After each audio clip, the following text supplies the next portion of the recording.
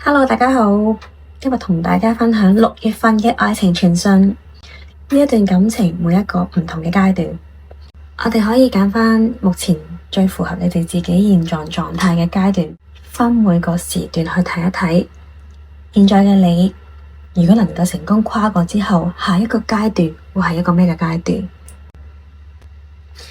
踏入6月份啦，好多人無論係生活定係感情，都處於一個進退兩難嘅階段。一邊要應付現實嘅壓力，另一邊咧又掛住心入邊嗰個人，好想前進又猶豫，想放低又唔捨得。所以今日咧就準備咗4個唔同嘅視覺畫面，分別對應你哋喺感情道路上嘅4個唔同階段，都係講緊你哋嘅心境啦、經歷啦，同埋未來嘅走向。第一階段。呢個階段嘅你哋咧，每日都逼住自己，硬住頭皮去面對工作，面對現實，面對生活壓力，將所有嘅精力用嚟撐起呢個現實，同時都將自己嘅內心上鎖。你唔敢俾任何人進入你嘅內心，你唔敢將你嘅委屈、難受、孤獨同人哋分享，所以你表面咧維持住一個好冷靜、好體面、好理性嘅狀態，但實際上咧你已經遍體鱗傷，就嚟頂唔順。但即使就嚟去到極限，你都仲係不停同自己講，再頂多陣，再忍多陣，唔可以輸，唔可以軟弱。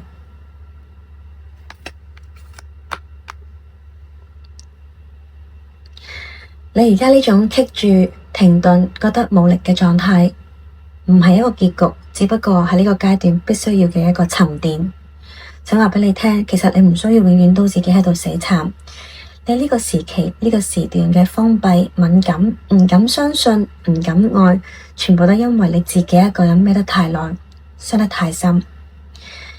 而家你最先要做嘅就係接受呢個階段必須要嘅停頓、休息，唔需要勉強強迫自己去堅強，要學識鬆綁，放低呢個控制，先好好善待自己。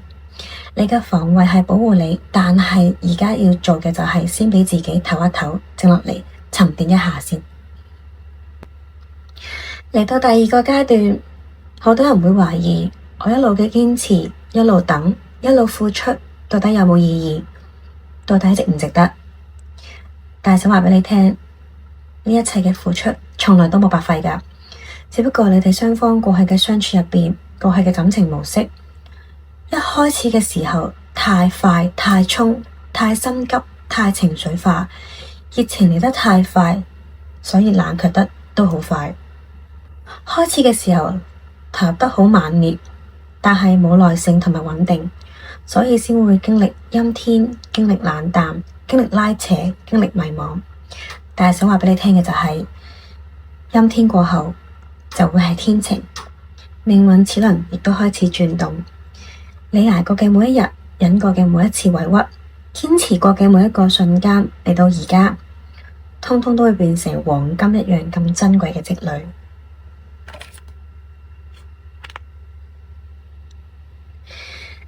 嚟緊之後嘅每一分每一秒，都係你用堅持換返嚟最值得、最珍貴嘅收穫。希望你先學習嘅就係收起浮躁，收起急切。過去就因為太急。6月份嘅時候，要學識靜，學識慢，慢等於快，靜待時機，靜待風向嘅轉變。你所有嘅堅持、努力、付出，遲早都會雙倍返返嚟你嘅身邊。嚟到第3個階段，而家嘅你哋已經好優秀，事業、地位、財富、生活喺人哋眼中，你擁有一切。就好似畫面入邊咁樣，坐喺自己嘅 office， 嘆住香檳，望住日落，手握住獎杯，擁有成就，擁有財富，可以獨自慶祝，獨自撐起一片天。但其實你外在睇落越成功，你嘅內心就越空虛，越孤獨。你覺得自己拼命咁努力，咁升級自己，你心底最渴望嘅目標，從來都唔係名利。只係想變得更好，先可以配得上同你並肩。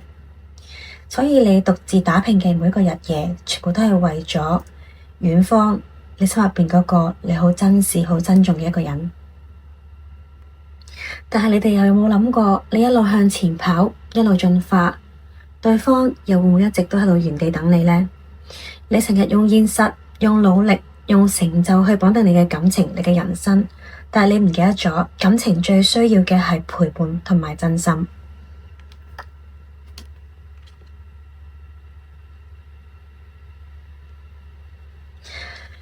知道而家嘅你哋已經慢慢開始走出陰影，慢慢釋懷，亦都慢慢清醒。你哋開始意識到成就可以自己慢慢賺，但係真心嘅人好難先至會遇到。想走出孤獨，走出自我束縛，要做嘅就係唔好再為咗未來忽略而家身邊你擁有嘅一切，好好掌握。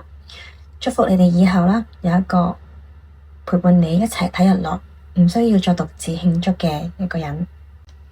嚟到6月份最後一個階段，你哋兩個嘅連結從來都冇斷過，你哋之間係一個好特別嘅緣分，近到伸手就觸摸到彼此嘅情緒。對方開唔開心，壓唔壓抑，隱藏咗啲乜，隱瞞緊啲咩，你一眼就可以睇得穿。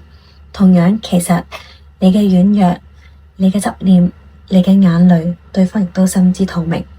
呢一種心有靈犀，其實係跨越時間、距離、壓力、現實最深厚、最獨特、最特別嘅緣分。嚟到6月份啦，成個局面就將會徹底變化啦。過去大家嘅僵持、對抗、死撐、隱藏、冷漠，嚟到今個月，終於有一方會終於肯放棄對抗，放下執拗，放低面子。沉寂咗好耐嘅命運齒輪正式轉動，終於有個人呢願意鼓起勇氣邁出一步，走向對方。同時都想提醒你哋，今次重新走埋返一齊，記得都要保持清醒、輕鬆、平穩咁穩住自己，唔好再無底線咁心軟遷就，用一個全新嘅狀態迎接呢件重新啟動嘅愛情。祝福你哋啦，珍惜呢一次命運嘅破冰，所有誤會、心結都能夠解除。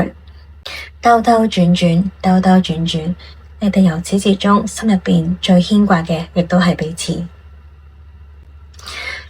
最後啦，想同大家分享，經歷過傷痛，學識得守好自己嘅內心，唔再立亂去投入，亦都唔再立亂去令自己受傷，唔再盲目付出。唔係叫你冷漠，而係要先穩住自己，先可以接得住幸福。呢一切嘅變化，所有嘅修復、重逢，都會穩穩陣陣、踏踏實實，慢慢變好，慢慢變真，慢慢變得長久。而家帶大家重溫返一次我哋呢4個階段先。